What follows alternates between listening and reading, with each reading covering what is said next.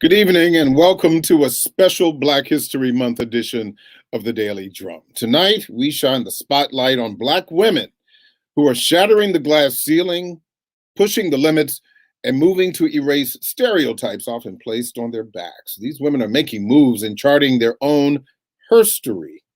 But even as they celebrate their accomplishments and watch in awe the historic election of Kamala Harris, Black women and girls know the fight for equality is far from over. My guests tonight say the struggle is still very real, but so is the success.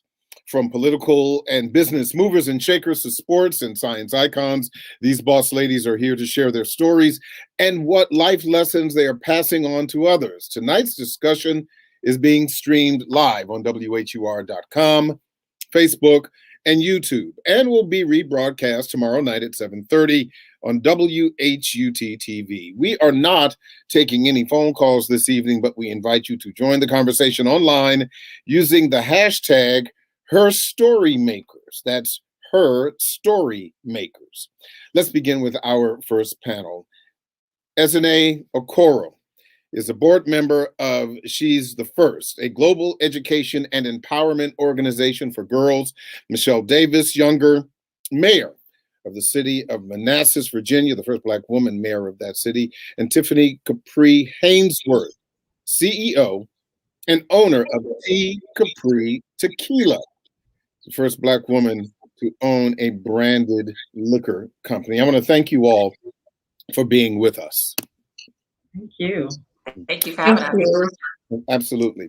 I want to first start with you, Ezinne, because you were the former first head of inclusion and diversity for H&M. You're also a Howard University graduate. What does it mean to be first? You know, I think for me, thinking about the first, and as much as I'm celebratory of that, I know that it comes with a lot of responsibility. And I honor that, and I hold on to that, and really realizing that I'm representing many women from across the world that look like me, and always wonder how we get there.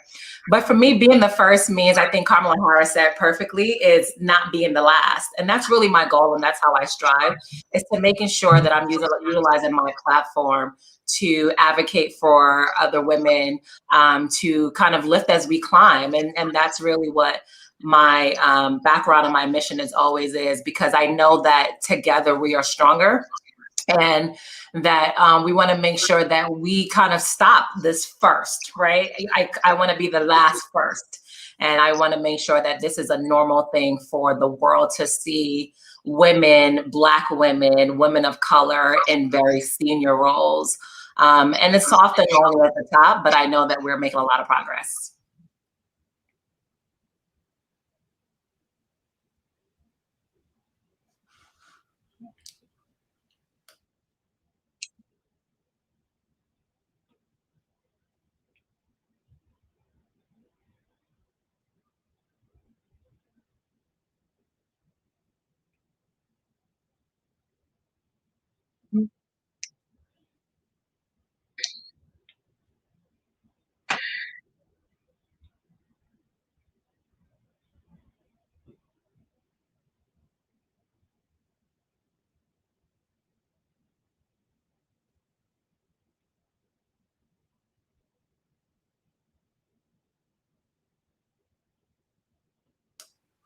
Do we have a technical difficulty, maybe?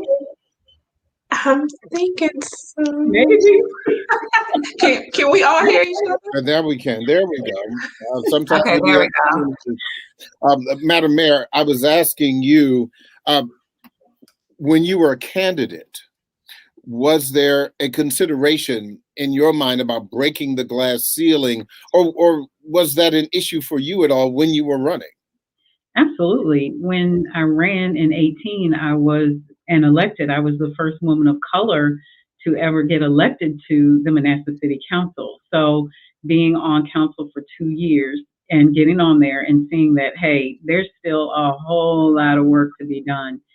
That's what catapulted me into running for mayor and realizing that I had the momentum behind me already and everyone already pushing for that to see this change. Didn't dawn on me that it was going to be a trifecta: first woman, first person of color, and first Democrat to ever hold the seat as mayor in the city of Manassas. Knowing all of that and a presidential election full steam ahead, I did realize it and move forward with that in my mind the entire time. So absolutely. But in moving forward with that, uh, did the honeymoon period wear off rather quickly because there was work to do? Absolutely. And it wore off even more quickly than I wanted because there was no transition from the former mayor there. So I pretty much walked into the seat with no, here's what I'm working on, here's what you need to catch up with, here's what I'm doing. It was just full steam ahead from day one. I was ready to move forward, but a lot of folks wanted to sit and bask in the glory of, we won, we did it, we're here. And I'm saying, we got work to do, just like you said. And it was a lot to get me here, but you all have to help me stay here and make sure that I'm successful in this role, being the first. Like she said, it's a lot of weight on your shoulders, but when you have the support and people showing up to help you, it can work. But definitely lots of work to do, lots of minds to be changed, lots of that to do. So, Tiffany, you are in, like many of the women that we're talking to in this program, a very, very unique position. You're the CEO and you're the owner of a branded spirits company, specifically tequila, Yes. tequila. Why tequila, first of all? I love tequila. Who doesn't love tequila? I can honestly, yeah, okay, there you go. So I'm a brown liquor guy, but that's an easy question. Like I said, I'm a brown liquor guy, but that's a different question. Hey, we have a reposado and an anejo. Oh, okay. Okay, you're going to have to explain that to me and to our listeners as well, who are not, part of, the Tequila Lovers Club. But all jokes aside, you are in an industry that is male dominated, not a lot of people of color, and virtually no women at all. How do you compete and how have you been received? Wow. When I first ventured to Jalisco, I was actually received with welcoming arms. The people are wonderful. They're amazing. They're affectionate and they're caring people. So when I told them that I really wanted to learn how to make tequila and, go to the agave fields, and I was excited about that, they were amazing. They were amazing at helping me. I didn't realize at the time that, and I didn't go into it knowing that I was going to be the first African-American woman to solely own a tequila brand. I went into it because I didn't want to just put my name on a bottle and just not, be involved in the process. I wanted to be really in-depthly involved in the process. And it took a lot of work. It took a lot of work from getting all of my licensing myself to going back and forth to Jalisco, Mexico from 2018 to learning from farm to glass, the process of how you make tequila. And I love it. I love being in it solely, being the distributor, the importer, the owner. Right now, I love everything about it. What kind of challenges have you faced, though, in the industry? I've faced challenges as far as going in as a sales representative. So once my tequila's gotten on the ground, it was like, okay, yeah, we'll talk to your distributor. And I'm like, you're looking at her. And so, they're like, oh, you own the brand and you distribute the brand? Yeah. So like, let's have a conversation. I've had a lot of those challenges with, liquor store owners because they're so acclimated to dealing with men, and they didn't really want to deal with me in that way.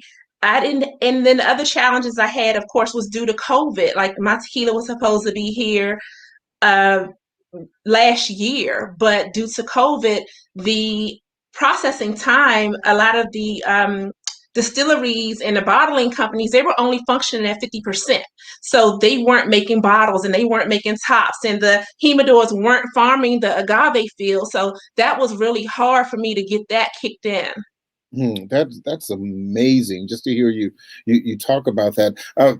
I want to go back to SNA, because this organization that you are part of, She's the First, deals with girls specifically. Talk to me about the kind of thing that you are trying to impart to these women in training, for lack of a better term, and what part does being the first play in what you're sharing with them?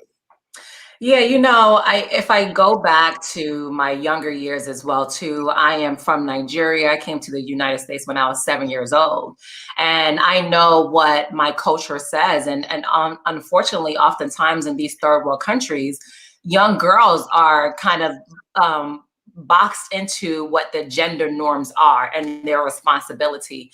So education after probably high school is not a priority. So when I discovered She's the First and I connected with them, I was thinking to myself, this is a great opportunity to be able to give back. And that I was fortunate enough, and I have the privilege to be in a family where it was all about education. It was all about advancing your career and advancing your goals. And I wasn't subject to getting married or forced to get married at a super young age. So at She's the First, what we do is that we are creating programming and partnerships and opportunities for young girls ages 11 to 17, so that they can become the first in their households, in their communities, in their countries to excel, and whatever definition of excel is for them. So that can be the first to go to college. It can be the first to go to high school. It can be the first to have an advanced degree. It can be the first to work outside of the home. And I think that what we want to do is normalize those conversations more, so that women are not boxed into these roles of what society says that they think that they are. If we look at the growing numbers of CEOs that are women in Fortune 500, the numbers are growing, but still there's so much opportunity because there's only one Black female CEO. And to me, that's alarming when you think about we're in 2021. And so I think, but the important thing is that we continue to strive and we continue to lift as we climb. I mean, I think that's the best that we can do, and be role models for the young girls that are watching us. And that's what She's the First is all about. Is it hard to motivate them? I say that the youth are like, they're the fire. They motivate me. I'm hungry. Right. They motivate me to do more, to push more, to believe in more. They're fearless. And if I can put my corporate hat on, in the organizations that I have been a part of, they're the ones advocating for no nonsense change. They will not tolerate the lack of accountability or transparency. They're the leading voices when it comes to inclusion, diversity, and equity, climate change, equity amongst non-binary and transgender communities and LGBTQ. It is the youth that are pushing that forward. So I think the future is bright, but I think we need to make sure that we continue to motivate them and we continue to use social media for good. So of course, they also want to be kids, but I think we need to kind of show them that there's so much bigger out there in the world. And I think that they're getting that because they motivate me. Mary Younger, because you are the first in your position, who is your role model? Who is your Black woman motivator? Well, of course, Michelle Obama being the first lady set the bar.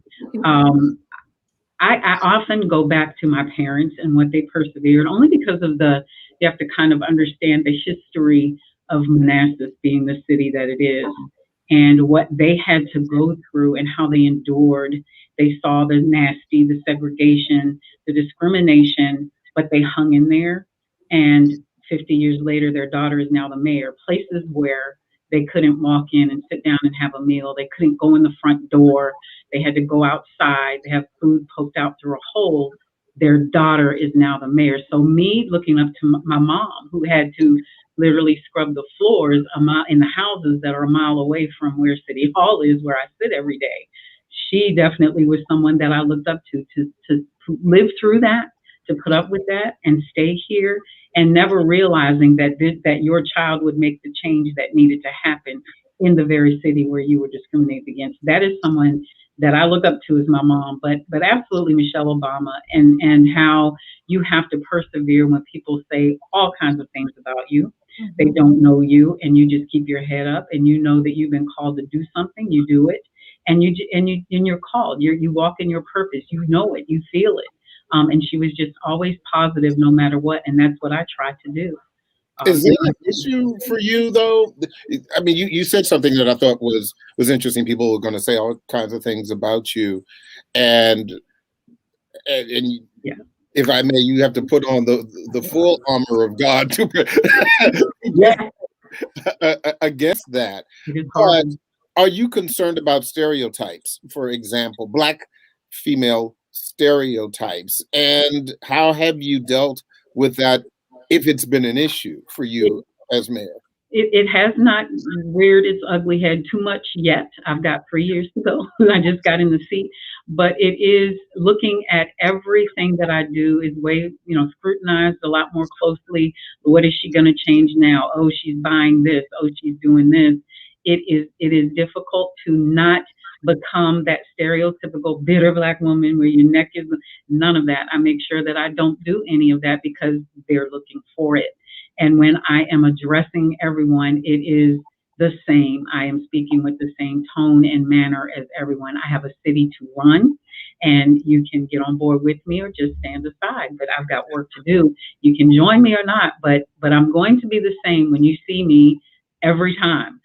My conversation is going to be the same. It is very difficult because there is that, is she really like that? I've heard she's nice, but is she really like that? When are we going to see that fierce Black woman come out? And they're looking for it. And sometimes they'll try to provoke you to make you go there, but I purposely am aware and do not do that because I know they're looking for it. It's difficult because I always have that little bit of conversation going in the back of my mind. You got to watch it. You got to watch it. Well, other people don't have to think about that. Yeah, I do. And it's a struggle. Tiffany, you're nodding your head. Is something you want to add to that?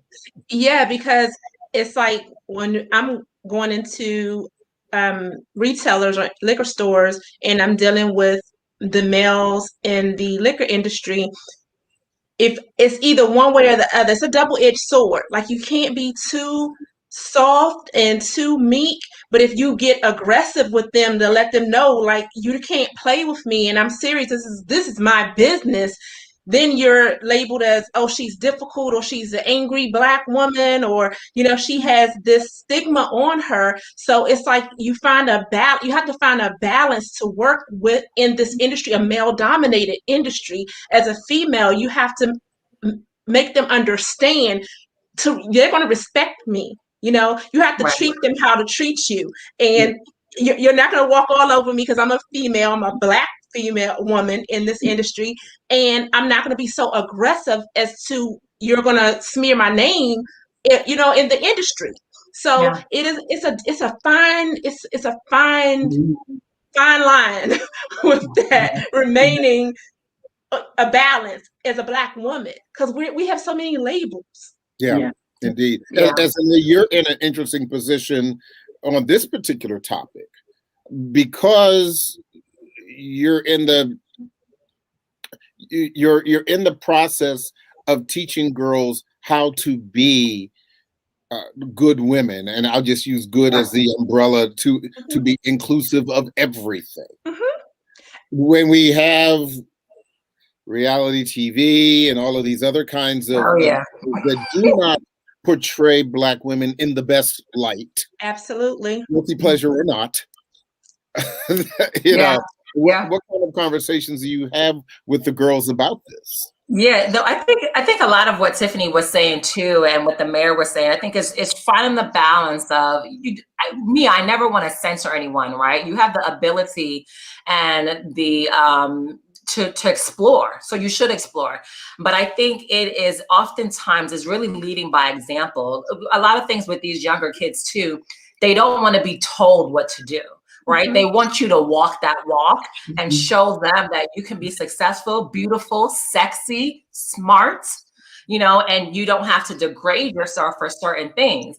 And really distinguishing the fact that what is truly reality, like in real life, I see you, you see me, and what is reality TV. And I think that that's really why it's critical. I think we're starting to see a lot of information now about policies and privacy laws in social, especially in social media. And it's because of that. I think we have a responsibility to keep safe spaces, regardless of what the larger world wants to do, or actually is really just a small subset. It just feels like it's everyone, but it's really just a small subset that we have to keep showing them what being a role model looks like, and what it and that you can have all these things in the right way. So yeah. I did want to also ask you, you went to Howard University and certainly great education, but what role did the university, in your opinion, play in you getting a firm foundation of self that you've now taken it with you to be a glass ceiling breaker? Yeah, it's funny because at work, every time they talk about HBCUs, historically Black colleges or universities, and Howard University specifically, and I tell everybody, I'm like, welcome to the world. Like, this is who Howard breathes. And I'm wearing my Bison Like Kamala shirt today because I think it's really proving that Howard University and other HBCUs as well are truly grooming the finest and most brilliant and the trailblazers in various industries. Just the room that we are in represented now. I mean, we're women from all kinds of life in different businesses, and we're excelling. I think my particular experience at Howard was one where, as the Mecca, I felt like I was in a global institution, because you had people coming from all over the entire world, including international students. And I think sometimes people fail to remember that and to think about the intersectionality that happens even amongst the Black community. So I credit a lot of my network, my ability to show up and to deliver with that, not only the confidence, but also with the competence from going to Howard. A lot of it. And I'm also a member of Delta Sigma Theta Sorority Incorporated, Alpha Chapter. And I think that also groomed that too. So I understand the privileges that I have. And that's why she's the first, and even my role in diversity and inclusion, I'm so passionate about it, because I have to give back to those that have fed into me. Okay, Full circle. now it makes sense. She's a Delta. Okay, no shade to the other sororities. We're all on the same team. Tiffany, Yes.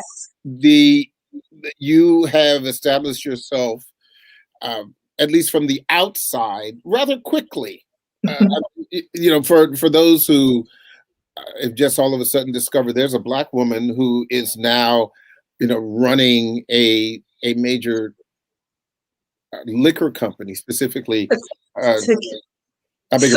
Solely running. Exactly. Yeah, I don't have any partners. And that's what I mean. And so now, how do you deal with other young women coming to you looking for advice? Was that something that is happening? Have you been ready for it? How do you address this instant notoriety? When women ask me for advice, the best thing I tell them, and I have sent a couple of messages to women that were saying they wanted to start a wine business or a bourbon business, and my main thing is to focus. You have to have the passion, you have to focus, and you have to do the research, because I can't guide you through every single process. You have to research in depthly what you want, and you have to master your craft. You have to master it. You can't just jump in. Like, I couldn't just jump into the tequila industry. It was no way in the world. I literally had to go when people told me not to go. I went to Guadalajara by myself. I went to Jalisco. Every trip to Mexico I went by myself. I was determined. So, I definitely push research. I'm a big reader. Google is everybody's friend right now. Research everything you want to do. Research it down to the distillery, down to the industry, down to how it started, when it started. You have to research. And I love the fact that women will inbox me and say, I let my daughter read your story because I saw you delivering your product. So you don't just see me glammed up or on TV or whatever. You're going to see me in the fields in Mexico. You're going to see me getting this dolly out of my truck and delivering these cases. I'm all in. And you have to be all in. You can't just want it just to say, oh, I own a liquor brand. If that's all you want, then you're not in it because it's your passion. You're in it because it's just something to do. But if it's your passion, you go all in. Everything. Well, you certainly are passionate about it, and for any culinary pursuit, whether it be food or spirits or wine. I mean, I think you really have to be, because you have to look like you believe in it. Particularly if something that you got to taste. So you don't want to. Exactly. And that's what I wanted. I wanted to change people's perspective about tequila. People always think, oh, I don't want to drink tequila. They think about the college days where you're just taking shots. But you're drinking the wrong tequila. I'm trying to show you there's a really phenomenal tequila out here. It's mine. I love mine, of course. Of course. And I don't know where you went to school. I didn't do any of that. I actually had a question too for Tiffany. I'm wondering, when you were going to Mexico, did you have to speak the local language? Like, how were you able to navigate? And there's a specific reason why I'm asking that question. Quick, Tiffany, because I only have a few minutes left, so please go right ahead. Quickly. Okay. The first 3 times I went, I did not speak the language, and I relied on a sales representative for the company. And then when things didn't go right, I hired my own director of international affairs to come with me. Okay. So now I have my own translator. But for the first 3 trips, it was really shaky. Yeah. And I had my translator on my phone. So well, there you go. Modern technology.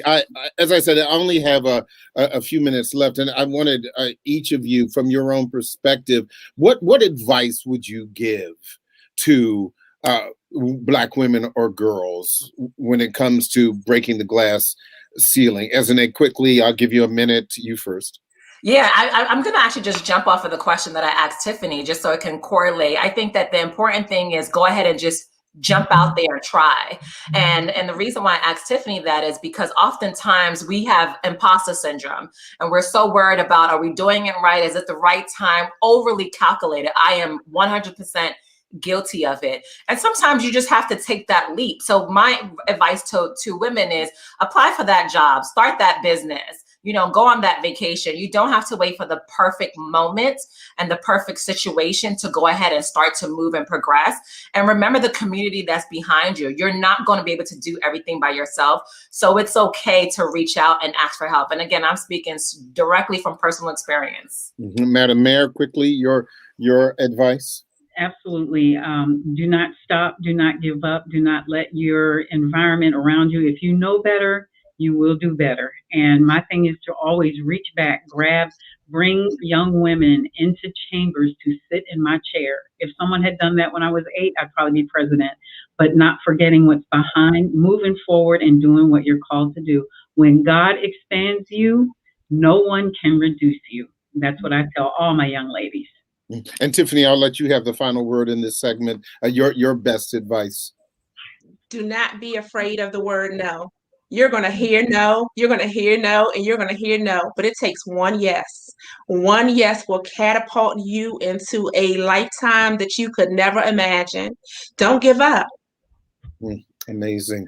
I want to thank our first panel of women trailblazers for sharing your stories and your lessons and your good humor with us. We have to take a quick break and say goodbye to our 96.3 WHUR audience. When we come back, I want to introduce you to yet another group of boss ladies making moves in sports and medicine. Stay with us. Her story, today's Black women shattering the glass ceiling on this Black History Month edition of the Daily Drum, will continue in just a few seconds.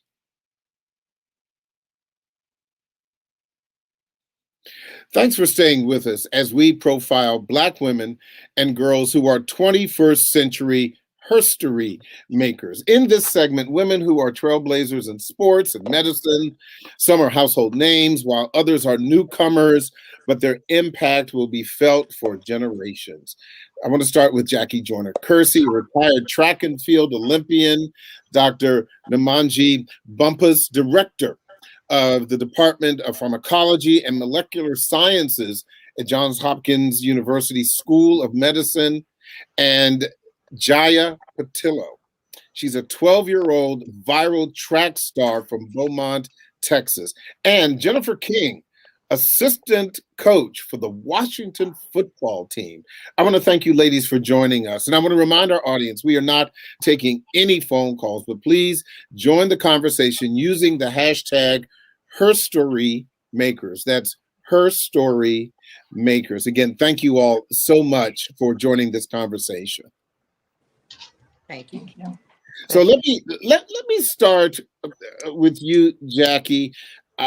It says, retired Olympian, but when you first popped up before the show, you haven't aged at all. Let me just first say that you're absolutely you look the same as you were when you were in the Olympics. Being a first for you, did you concentrate on that, or were you just working on your craft? That's not something I concentrated on. I just did something I love doing, and I did not know that I was good at what I was doing. And my coaches and everyone said I didn't really, but being able to see other women gave me the inspiration to, if I work hard, then maybe I could reach the goals that I had set for myself. So at some point, though, it had to hit you that you've done something that someone else had not done. When was that for you? When did it hit you, and what did that feel like? Well, being in the multi-events is challenging as it is the heptathlon, the 7 different disciplines, and going to the Goodwill Games when I had the opportunity to be the first woman to score with 7,000 points, because so many said that was impossible to do, but I never put limits to whatever I was trying to do. So I didn't say I wanted to do this, but then it was like 7,000, 7 events, maybe I could score 1,000 points in each event. But then when I started looking at the events and the times to get the points, and some events, yes, I could score 1,100 points. And some events, I'm not quite there. I might only could get 700 points. So I had to find that balance. And it became a challenge, me challenging myself to do what others said that couldn't be done. But for me, not to let the noise of the outside stop me from achieving what my coaches and all of us, I put in the training to do. I want to talk to yet another Olympian, a junior Olympian, Jaya Patillo. She's 12 years old and amazing. Hey, Jaya, how are you? I'm good. How are you? It certainly is an honor to talk to you, young lady. Thank you. You have been clocked at 17 miles per hour in a full-out sprint on a treadmill. Do you realize how big of a deal that is? Yes, I do now, for sure. Go, Jaya. But talk to me about it, because you are destined to be the first in so many ways. How does it feel to to get all of this attention for your athletic accomplishments at 12 years old? By the way, you just turned 12 in December, right? So you're 12.2. Yes, I think that it's just really crazy, and I really appreciate all of the support I've been getting. And I just would never have expected all of this to happen, or at least not now and not in the way that it did happen. That did happen, and I just appreciate everything, and I just can't believe that I'm even here. And I just, yeah, that's basically all I can say. You are special, and you come from great family stock. But as an athlete, do you realize how special you are, or are you just about the business of being the best you can be? Can you say that one more time? I'm sorry. No, that's all right, dear. I said you are special. You are a special athlete at such a young age. Do you realize how special you are already, or are you only focusing on being the best that you can be? I think that I'm definitely focused on being the best that I can be, but I know that this is something that I'm good at and something that I have a talent in, and I definitely just want to continue doing this and hopefully one day go to the 2024 Olympics, and that's my goal. And I'm already proud of what I have done, but I'm just excited to see where I'll go in the future. Jackie, what do you see when you look at this shooting star? Oh, I see someone, Jaya, with a lot of confidence, know where her blessings come from, a person that's committed, have direction, understand the hard work, and she has goals. And Jaya said it best, she wants to go to the Olympics. That was my goal. Didn't know if it was going to happen, but she's already on course to do whatever she sets her mind up to do. Yeah, that I want to stick with the sports theme here and talk to Jennifer King. She is an assistant coach for the Washington football team. Yet, another big deal, home team. I would just say, Jennifer, it's about time. Do you agree? Yeah, I totally agree. It's been a long time coming for me personally, and also just for women in football. But it's definitely about time. Talk to us a little bit about your specific coaching duties for those who are not paying attention to what's happening on the sidelines and only paying attention to what's on the field. What is your craft? I work with the running backs group with our team. So, in preparation, anything that I can do to help us be ready for Sundays and on game days, it's all about locking in and focusing, and any corrections that we can make to win. That's what I'm all about. So super excited to be here in DC. Can you talk to me about who you're gonna pick for for the running back crew? I'm just messing with you. I know you can't divulge any secrets. How have you been received? It's been fantastic. I worked with a lot of the coaches in Carolina when I was with the Panthers, and coming to DC has been great. We have a great young group of guys. The coaches are great. So it's been awesome. I haven't had any problems with anything. The guys know I'm there to help them, and all they want to do is get better. And so it's been a great relationship. How does it feel to have broken the glass ceiling in NFL coaching?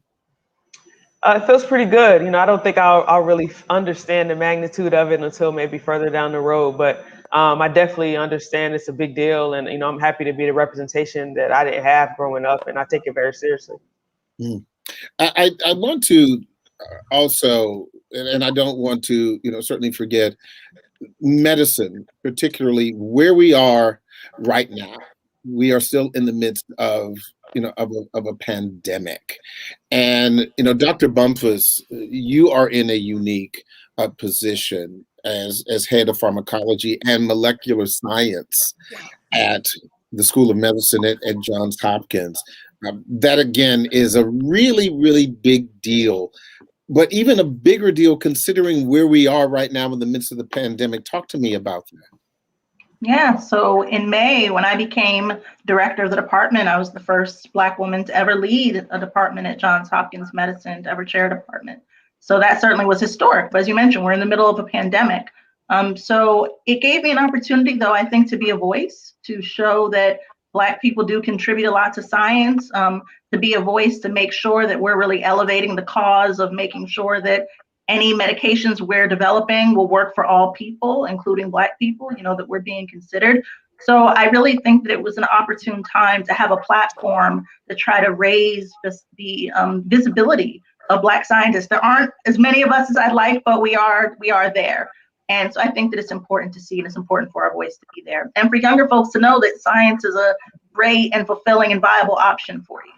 Yeah, that, you mentioned something about being, a Black person, Black woman. When you walk into a room of your colleagues, I'm sure that there may be other people of color there, but they may not be Black people. How does it feel knowing that most you often are the not. first and only? Yeah, most often there aren't other Black people. Luckily, my department, we are more diverse, but in general, I'll walk into a boardroom and I'm chairing a meeting and I might be the only non-white person in that room. And I'll be one of few women in general. So it's interesting. There is a certain isolation and pressure that you feel. There's a solitude to always being the first and the only. But I really take it as a sense of responsibility, as I mentioned, to make sure that my voice is heard. I feel that I'm, trying to be representative and a voice for people that have been historically marginalized in general. So trying to have that voice in science and, voice for all of us. But in addition, I think it is important for people to see me there and to see my competence and my love and talent for science. I think that it does make them think differently about, our capabilities and maybe rethink some stereotypes. Gosh, you mentioned something that really struck me, and I want to share this with some of our other guests. I want to go back to you, Jennifer. Dr. Bumpus mentioned pressure. We know that athletes are under a tremendous amount of pressure, whether it's competing against others or themselves. How do you deal with the pressure, particularly since you are a first? Yeah, it's kind of weird that I don't really feel the outside pressure. I think I've always put a lot of pressure on myself just to be great. And that's something that my parents instilled in me, to anything you're going to do, make sure you be great at it. And, the pressure that I do experience is making sure our guys are the best that they can be when it's time to perform. And, that's really the only pressure that I felt. It's a big pressure just because winning is everything in the NFL. But it's a lot of pressure to make sure they're ready to go on Sundays. But that's pretty much the only pressure I feel. In watching football, you see the coaches when things go wrong on the field, and the players come off, and whether it's a head coach or an assistant coach, and they're in each other's faces. Have you had chance to be in a position where you've had to let someone that you're coaching kind of have it after making a mistake? Yeah, I mean, I'm kind of the calm coach. So I think after mistakes and after things happen, I'm more making sure that we can focus on what's the next play and not dwell on what just happened. Because we'll have time to do that after the game. But I think in game, it's so important to get their mind focused on the next play and get over what mistake that they just made. Jaya, do you feel pressure right now? And if so, how do you deal with it? What kind of pressure do you feel? Jaya, did you hear my question? Oh, I didn't hear that. Sorry. We were talking about pressure, and you're an athlete. Do you feel any pressure when you are competing, and even when you're not competing? And what if you are? What does that feel like? Well, I do feel pressure sometimes, but I know that I'm doing this because I want to do it, and I don't feel too pressured about anything. But it doesn't really get to me that much. Mm-hmm. Live a little longer, because I know Jackie will tell you that there is all kinds of pressure, not only the pressure of being an athlete, but Jackie, let's be honest. Did you feel that you may have been carrying the weight of women and the race on your shoulders at some point? You know, I never felt that. And I can relate to what Jaya is saying, because I think that when you're in it, you're in it, and you're in it to be the best. A lot of times it's the pressure outside what you consider your norm. And because you train so hard, you want to perform well. But then after it's all over, I know for me, I feel like, oh, that was the pressure they were asking me about. But when I'm in it, I'm not in the press kind of like, oh yeah, I feel the pressure. I got to execute. I got to get the job done. And I think that for Jaya, you know, you enjoy what you're doing. You love it. Each day you show up for practice. Now on the outside, when I say the outside from like coaching perspective, is that it's a little bit tougher because it's pressure, but it's an anxiety that you want to see your players or your athletes perform well. And there's nothing you could do about it. You know, you have helped them to get there, but now are they going to execute? And that kind of pressure there, I mean, is really tough, because I sit on the sideline, my husband coach, and we're trying to make sure our athletes are ready. But I can't get out there and run for them. But Lord, I don't know, as a coach, it's tough. You know, it's tough. Jennifer, you're kind of chuckling. You want to add on to that? Yeah, she's absolutely right. I mean, you prepare, but once they take the field, or you know, that stage to perform, you have very little control, if no control, over what happens. So you just have to make sure your preparation is on point. Yes. Dr. Bumpus, talk to me about performing.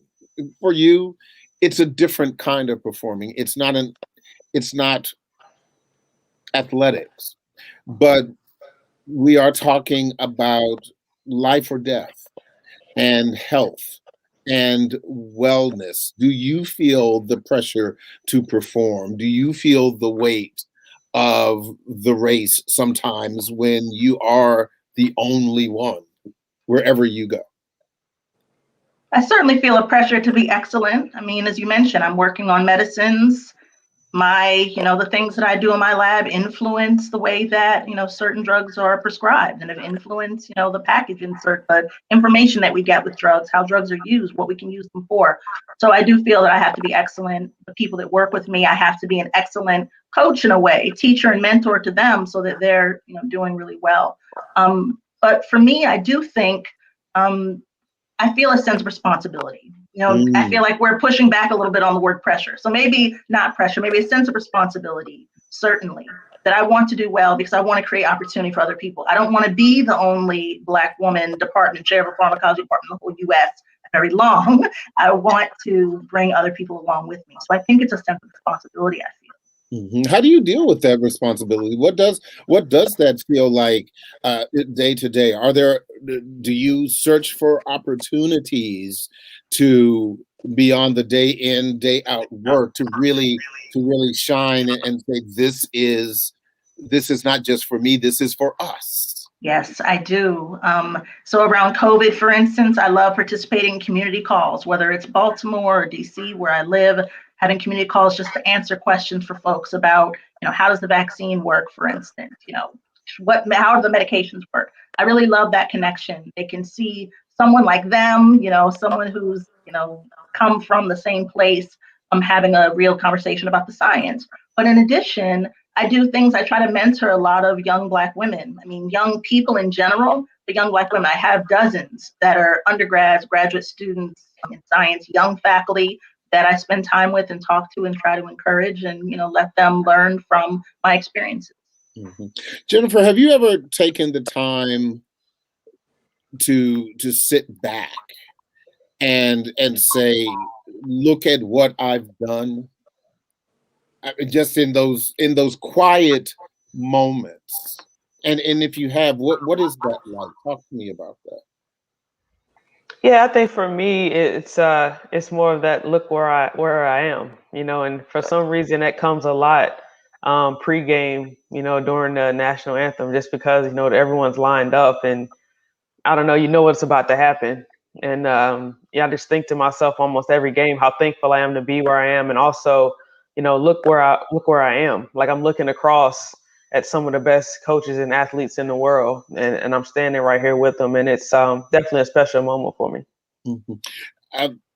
You have the title assistant coach. When do you think at some point for you that the assistant will drop and it can be added as a head coach? What would something like that mean, not only for Jennifer King, but the other Jennifer Kings that come behind you?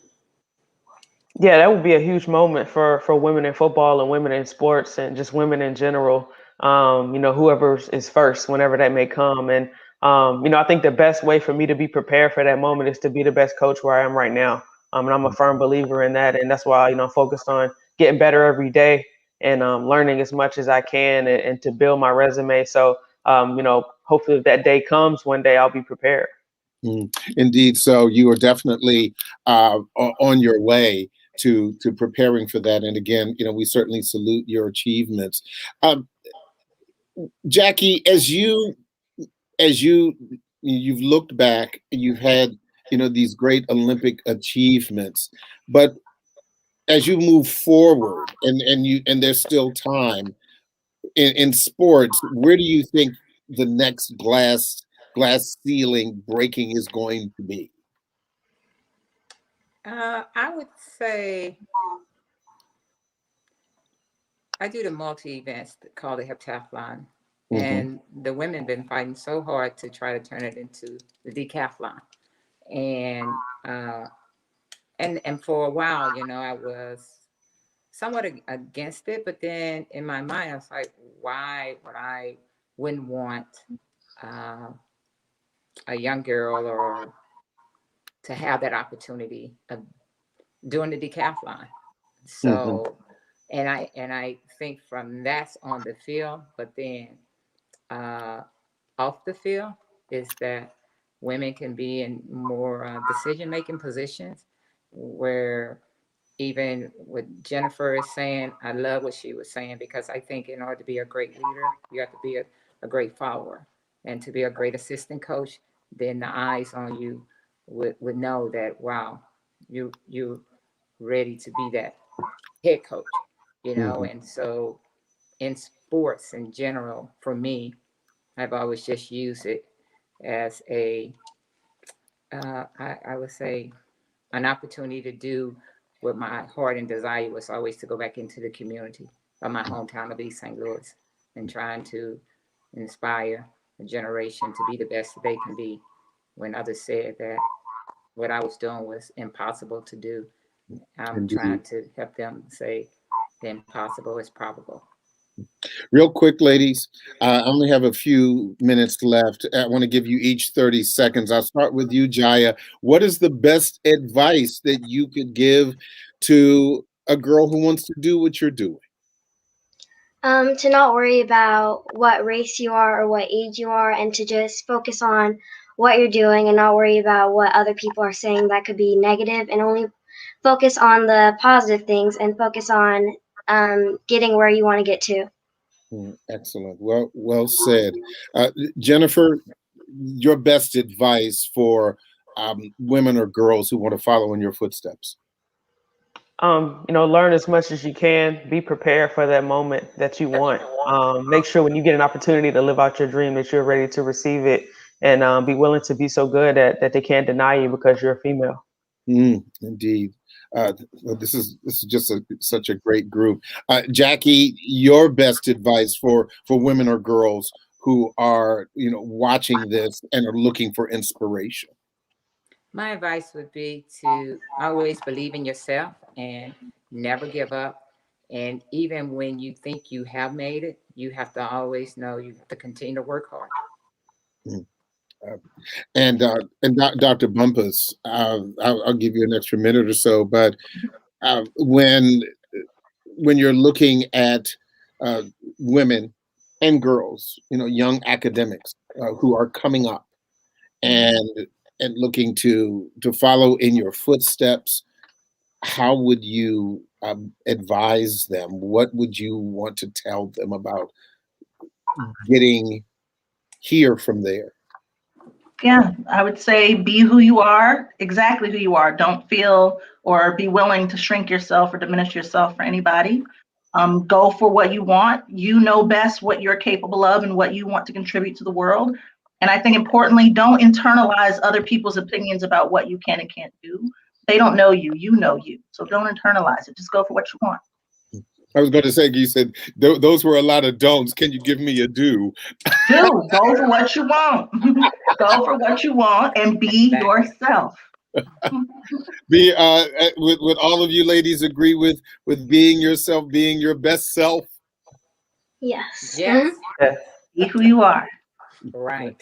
And if I can in this last minute, and this is, let me just say for this young star, what would you each like to briefly say to Jaya? Just an encouraging note. Jennifer, real quick.